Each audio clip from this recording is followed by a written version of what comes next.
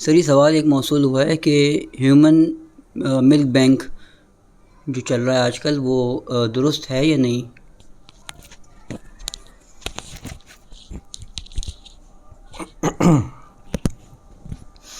اچھا، تو سوال یہ موصول ہوا ہے کہ ہیومن ملک بینک جو مختلف معاشروں کے اندر رائج ہو چکا ہے، اس کا معاملہ کیا ہے، کیا ایسا کرنا درست ہے یا نہیں؟ تو سب سے پہلے تو ہیومن ملک بینک کے بارے میں تھوڑا سا بیان کر دوں کہ ہیومن ملک بینک جس طرح کے بلڈ بینک ہے، اس طرح سے ملک کو کسی جگہ پر، کسی مقام پر، کسی مرکز پر جمع کر دینا تاکہ وہ کلی انسانیت کے لیے فائدے کا باعث بن سکے۔ اس کے لیے کچھ بینکس بنائے جا رہے ہیں مختلف معاشروں کے اندر بلڈ بینک کی طرح۔ تو ظاہر ہے نئی چیز آتی ہے تو آپ کو معلوم ہے کہ پھر اس کے اوپر جو ہمارے ہاں لوگ کام کر رہے ہیں وہ اپنے اشکالات کا اظہار بھی کرتے ہیں، اس پر اعتراض بھی بیان کیا جاتا ہے۔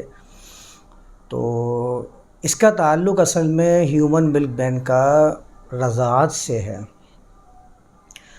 اور اس میں قرآن سے بھی آیات پیش کی جاتی ہیں، احادیث بھی اس کے اوپر پیش کی جاتی ہیں، اختلاف بھی اس کے اوپر موجود ہے۔ تو میں ان تینوں چیزوں کو ایک ایک کر کے بیان کرتا ہوں، جس میں سب سے پہلی بات آتی ہے کہ قرآن کے اندر جو رضاعت کا حکم ہے ان آیات کے بارے میں ہم پہلے بات کر لیتے ہیں کہ رضاعت کا مسئلہ یہ قرآن کے اندر موجود ہے۔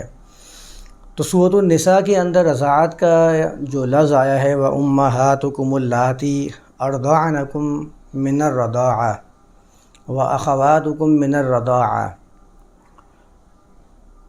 کہ تمہاری وہ مائیں جنہوں نے تمہیں دودھ پلایا ہے۔ تو ان آیات سے رضاعت کا مسئلہ ثابت کیا جاتا ہے اور بتایا جاتا ہے کہ یہ جو آیت حرمت علیکم امہاتکم شروع ہوئی ہے، اس کے اندر لوگوں کو بیان کیا گیا ہے کہ فلاں فلاں جو رشتے ہیں، نسب ہیں، یہ تمہارے اوپر حرام کر دیے گئے ہیں۔ اسی میں ایک رضاعت کا لفظ آیا ہے کہ رضائی بہن وَأَخَوَاتُكُم مِّنَ الرَّضَاعَةِ، جو رضائی بہن ہیں وہ تمہارے لیے حرام ہیں، اور جو تمہاری مائیں وَأُمَّهَاتُكُمُ اللَّاتِي أَرْضَعْنَكُم مِّنَ الرَّضَاعَةِ، کہ تمہاری وہ مائیں جنہوں نے تمہیں دودھ پلایا ہے وہ بھی تمہارے اوپر حرام کر دی گئی ہیں۔ تو ظاہر ہے اس آیت سے دلیل مل جاتی ہے، اور پھر رضاعت کا مسئلہ یہاں سے بیان کیا جا رہا ہوتا ہے۔ پھر روایات کا بھی سہارا لیا جاتا ہے کہ روایات کے اندر پورا کا پورا ایک باب کتاب الرضاعہ یا کتاب الرضاعہ یہ موجود ہے، اور ہر کتاب کے اندر نکاح کے باب میں رضاعت کا بیان کیا جا رہا ہوتا ہے۔ تو میں تو خیر ان آیات کی تفصیل میں اس کے مقام پہ جاؤں گا کہ حرمت علیکم امہاتکم یہ قرآن کس سیاق و سباق میں بیان کر رہا ہے، کیونکہ میں ایک مرتبہ یہ بیان کر چکا ہوں کہ قرآن یہ انسانیت کی کتاب ہے۔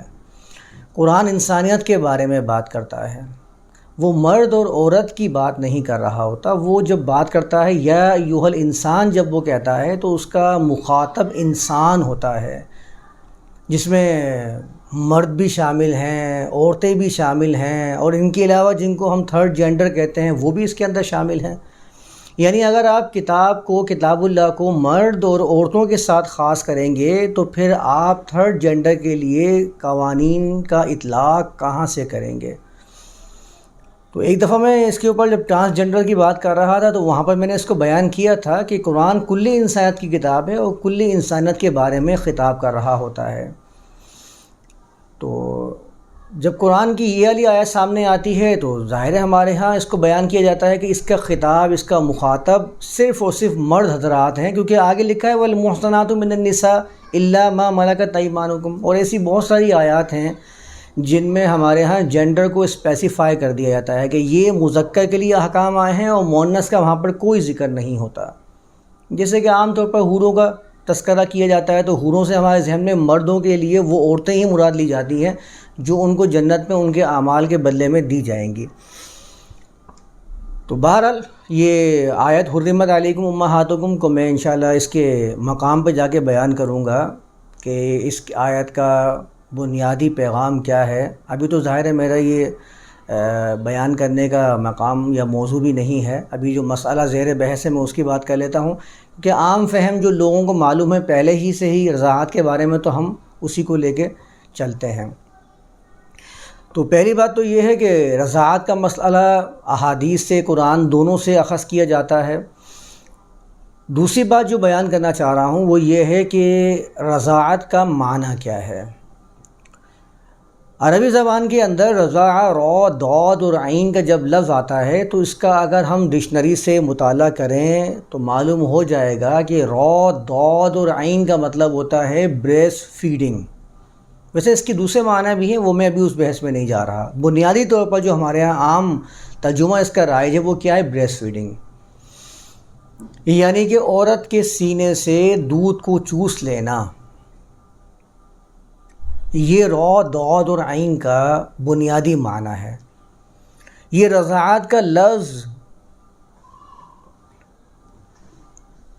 اسی وقت ثابت ہوگا کہ جس وقت وہ بچہ اپنی ماں یا کسی عورت کے سینے سے منہ لگا کر خود سے دودھ کو چوسے گا، اس وقت را ضاد اور عین کا لفظ اس کے لیے ثابت ہو سکتا ہے، ورنہ رضاعت کا لفظ اس کے لیے ثابت نہیں ہو سکتا. یہ بنیادی بات ہی سمجھنے والی، ثابت ہو ہی نہیں سکتا را ضاد اور عین.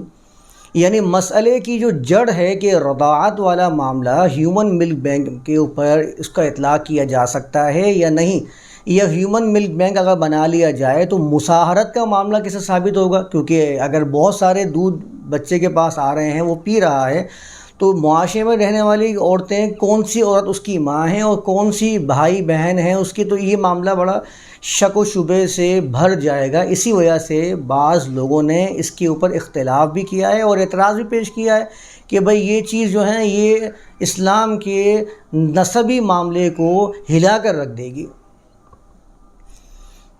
تو بنیادی بات میں نے جو بتائی ہے کہ را ضاد اور عین رضاعت کا بنیادی معنی کیا ہے کہ بچہ خود سے ماں کے سینے سے دودھ کو پیے، اس وقت رضاعت کا لفظ لاگو ہوتا ہے، ورنہ رضاعت کہتے ہی نہیں اس کو.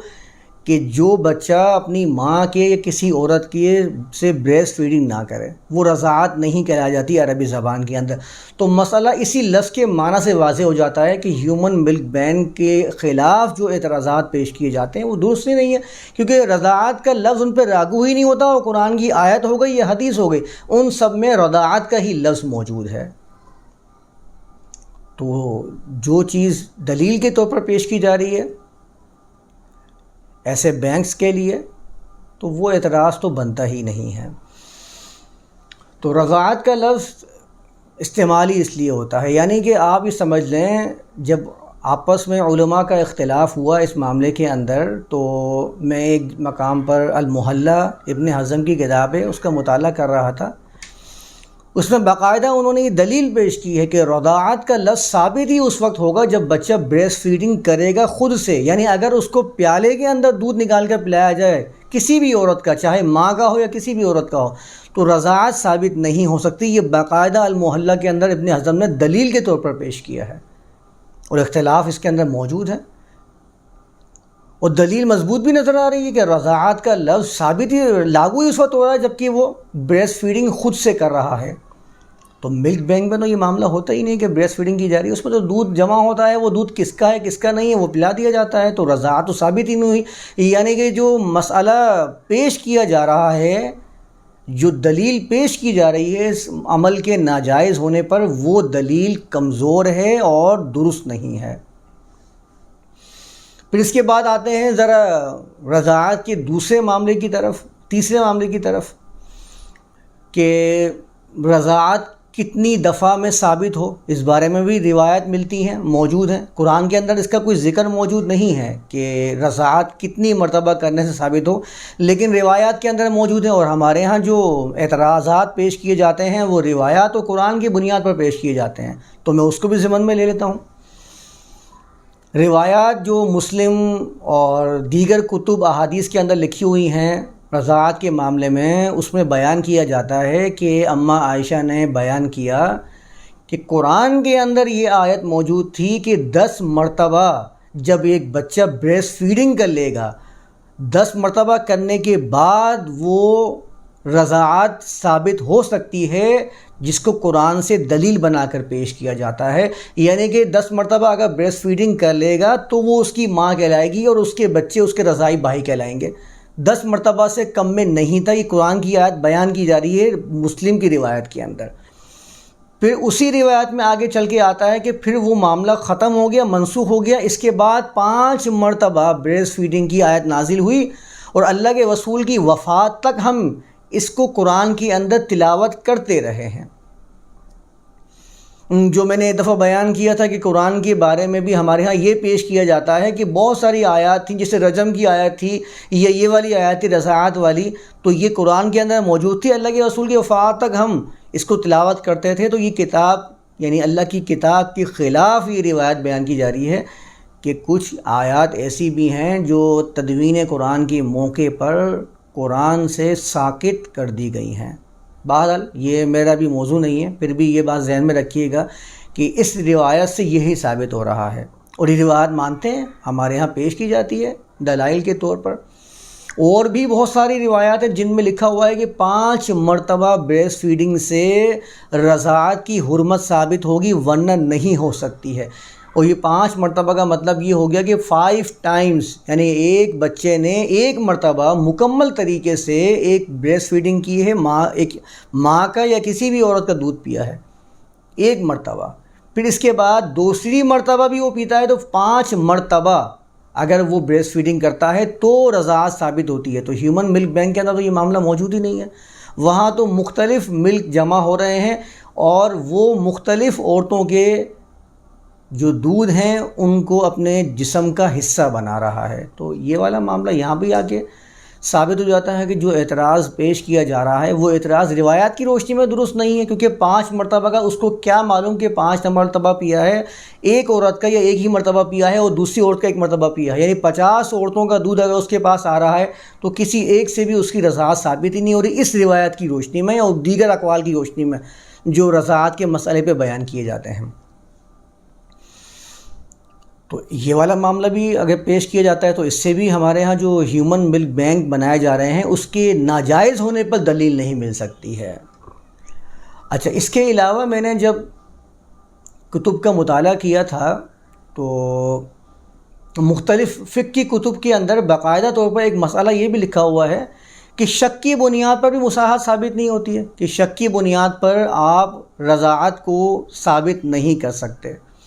مثال کے طور پر کہ بچے کے معاملے میں شک ہے کہ اس کو دودھ کس نے پلایا کس نے نہیں پلایا، تو شک کی بنیاد پر بھی رضاعت کا ثبوت یہ نہیں ہو سکتا، بن سکتا. تو اس میں تو شک ہے کہ ایک بچہ ہیومن ملک بینک سے کس کا دودھ پی رہا ہے کس کا نہیں پی رہا. تو جب شک والی چیز آ جائے گی تو یہ ایک فقہ حنفی کے اندر تو باقاعدہ یہ مسئلہ موجود ہے کہ شک کی بنیاد پر رضاعت کا معاملہ ثابت نہیں ہو سکتا.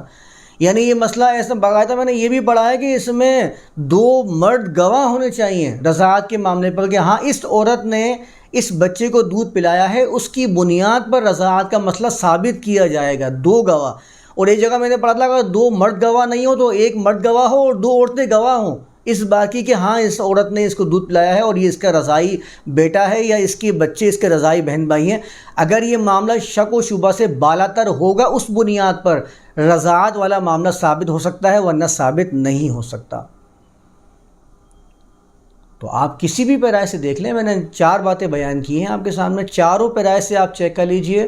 ان بنیادوں پر ہیومن ملک بینک کو ناجائز قرار دیا ہی نہیں جا سکتا. اور یہ تو لوگوں کی منفعت اور فائدے کے لیے ہوتا ہے، کیونکہ بہت سارے علاقے ایسے ہیں جہاں پر ماں کا دودھ آتا ہی نہیں ہے اور بچے کو ماں کے دودھ کی ضرورت پڑتی ہے تو اس کے لیے کیا نعم البدل ہوگا. تو یہ تو لوگوں کے فائدے کے لیے، جس سے یہ بلڈ بینک بنا دیا جاتا ہے. تو خون کی کمی ہو رہی ہے، آپ نے اپنا بلڈ کسی کو عطیہ کر دیا ہے تو وہ خون اس کی جسم کے اندر اس کی زندگی بن کر دوڑ رہا ہے، تو آپ نے ایک زندگی کو بچانے کے لیے اپنے پاس سے کچھ چیز کو عطیہ کر دیا ہے، اپنے جسم کا ایک حصہ آپ نے اس کو عطیہ کر دیا ہے. جو جسم میں آپ کے خون دوڑ رہا تھا آپ نے اس کو عطیہ کر دیا اس کی زندگی بچانے کے لیے. تو بہت سارے ایسے علاقے ہیں افریقن کنٹریز میں، کتنے ایسے علاقے ہیں جہاں پر بچے ماں کے دودھ کے لیے تڑپ رہے ہیں اور ان کی ماں کمزوری کے باعث ان کو دودھ نہیں پلا پا رہی ہے. اور ایسے علاقے بھی موجود ہیں جہاں پر جو عورتیں ہیں وہ دودھ پلا سکتی ہیں لیکن ان کے پاس وہ بچے میسر نہیں ہیں جن کو وہ دودھ پلائیں.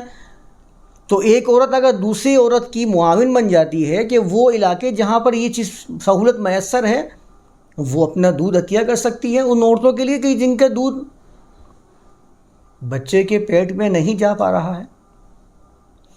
تو یہ تو کلی فائدے کی چیز ہے، منفعت عامہ ہے اس کے اندر، تو اس میں تو کوئی برائی نہیں ہونی چاہیے. جو بھی معاملہ پیش کیا جا رہا ہے وہ اس بنیاد پر پیش کیا جا رہا ہے جو میں نے ابھی ذکر کیا ہے کہ رضاعت سے انساب کا کیا معاملہ ہوگا، نسب کس طرح ثابت کیا جائے گا. تو کسی بھی پہلو سے آپ دیکھ لیجئے اس میں نسب کا اختلاف آ ہی نہیں سکتا، کیونکہ جن بنیادوں پر یہ الفاظ بیان کیے جاتے ہیں، جن چیزوں کے لیے یہ روایت بیان کی جاتی ہیں، ان کا اطلاق ہیومن ملک بینک پر ہو ہی نہیں سکتا ہے. اور یہ تو اچھا ہے کہ ایسی عورتیں جن کا وافر مقدار میں دودھ موجود ہے اور ان کے پاس ایسے بچے موجود نہیں ہیں جن کو بریسٹ فیڈنگ کروائیں، تو ان کے اندر تو بریسٹ کینسر کا مسئلہ بھی ہو سکتا ہے. میں نے جب اس کا جائزہ لیا تھا میڈیکل کے حوالے سے تو مجھے یہ معلوم ہوا تھا کہ ایسی عورتیں جو دودھ نہیں پلاتی ہیں اور دودھ ان کے پاس موجود ہوتا ہے تو ان کو بریسٹ کینسر کا بھی خطرہ ہو سکتا ہے. یعنی یہ ان فیکٹرز میں سے شمار کیا جاتا ہے جو عورتوں کے لیے بریسٹ کینسر کا باعث بن سکتے ہیں. تو اچھا ہے کہ اگر ان کے پاس بچے نہیں ہیں، ان کا بچہ ہوا ہے، بیٹا پیدا ہو کے مر گیا ہے، تو وہ اپنا دودھ عطیہ کر سکتی ہیں ایسی عورتوں کے لیے کہ جن کے بچے دودھ نہ پینے کی وجہ سے مختلف بیماریوں کا شکار ہو سکتے ہیں اور کمزوری کی باعث ان کا دودھ نہیں آ رہا ہے. کسی بھی وجوہات سے بہت سارے میڈیکل ایشوز ہو سکتے ہیں دودھ نہ آنے کے. تو کلی منفعات ہے اس کے اندر، کلی مفاد عامہ ہے، کلی انسانیت کا فائدہ ہو رہا ہے. تو اس میں تو کوئی حرج نہیں ہے. جتنے اعتراضات بیان کیے جا رہے ہیں ان کی تو دلائل کی روشنی میں سمجھتا ہوں کہ ایسی کوئی دلیل موجود نہیں ہے کہ جس کی وجہ سے ہم اس کو ناجائز قرار دیں. کیونکہ عام طور پر ہمارے یہاں مسئلہ ہوتا ہے کہ جب کوئی نئی چیز آتی ہے تو اس کے اوپر یہ اعتراضات پیش کر دیے جاتے ہیں کہ بھئی یہ نئی چیز ایسی ہے، حرام ہے، یا یہ مسئلہ ہے. جیسے کہ آرگنز کا مسئلہ آتا ہے کہ آپ نے آرگنز ڈونیٹ کرنا ہے یا نہیں کرنا. میں نے ابھی کیا کہا کہ آپ خون جب ڈونیٹ کرتے ہیں، پہلے خون دینے کے مسئلے پر بھی اختلاف تھا. باقاعدہ میں نے پڑھا ہے ان کتابوں کے اندر کہ آپ اپنا خون بھی کسی کو نہیں دے سکتے، یہ حرام ہے. وہ حرام کا فتویٰ کہاں چلا گیا ہے؟ مقابلہ نہیں کر سکا زمانے کا. آج لوگوں کو، آج علماء کو یہ بات ماننی پڑی کہ ہاں خون دے کر دوسرے کی جان بچانا یہ جائز عمل ہے. ورنہ یہ آپ جا کے مطالعہ کر لیجئے، خون دینے کی حرمت کے اوپر بھی یہ مسئلہ علماء کے درمیان متداول ہے، لیکن وہ مقابلہ نہیں کر سکا زمانے کا. کیمرے کا مسئلہ ہوا ہے، جس طرح کیمرے کا مسئلہ کہ کیمرے کے اندر بھی وہ مقابلہ نہیں کر سکا وہ فتویٰ زمانے کا. آج لازمی طور پر بڑے بڑے علماء آ رہے ہیں اور کہہ رہے ہیں کہ میرے چینل کو سبسکرائب کر لیجئے اور میری ویڈیوز کا باقاعدگی سے جائزہ لیتے رہیں. آپ کے فائدے کے لیے بڑی بہترین ویڈیوز تیار کر رہا ہوں. تو یہ سمجھ لیں کہ یہ بالکل جائز ہے ہیومن ملک بینک بنانا اور اس سے فائدہ حاصل کرنا. اس میں کوئی حرج نہیں ہے. جو اعتراضات پیش کیے جا رہے ہیں ان اعتراضات کی کوئی بھی دلیل مضبوط نہیں ہے. اس بات کو سمجھنے کی ضرورت ہے. اور کوئی بات؟ 5 ٹائمز سے مراد یہ ہے کہ اس کو 5 بار مختلف اوقات میں بھوک لگے اس بچے کو. ہاں تو 5 ٹائمز. ہاں 5 ٹائمز کا مطلب یہ ہے کہ بچے کو 5 مرتبہ اس کی بھوک کو مٹایا جائے. یعنی اگر ایک مرتبہ اس نے بریسٹ فیڈنگ کر لی ہے تو وہ 1 ٹائم کہلائے گا، جس میں اس کا پیٹ بھر جاتا ہے، اس کے جسم کا حصہ بن جاتا ہے. باقاعدہ الفاظ بھی روایت میں آئے ہیں کہ جسم کو نشوونما پہنچائے، اس کی اندڑیوں کو بڑھائے. ایسے الفاظ بھی آئے ہیں اس غذا کا حصہ بن جائے. تو 5 ٹائمز کا مطلب ہوتا ہے کہ ایک مرتبہ اس نے اپنی بھوک کو مٹا لیا، وہ 1 ٹائم ہوگا. یعنی 5 مرتبہ اگر وہ ایک ہی عورت سے اپنی بھوک کو مٹاتا ہے اس کو 5 ٹائمز کہا جائے گا، جیسے کہ روایات کے اندر آیا ہے. اگر روایات کی بنیاد پر آپ دلائل پیش کر رہے ہیں تو اس میں تو یہ لکھا ہوا ہے، تو اس کی بنیاد پر بھی آپ اس کو ناجائز قرار نہیں دے سکتے.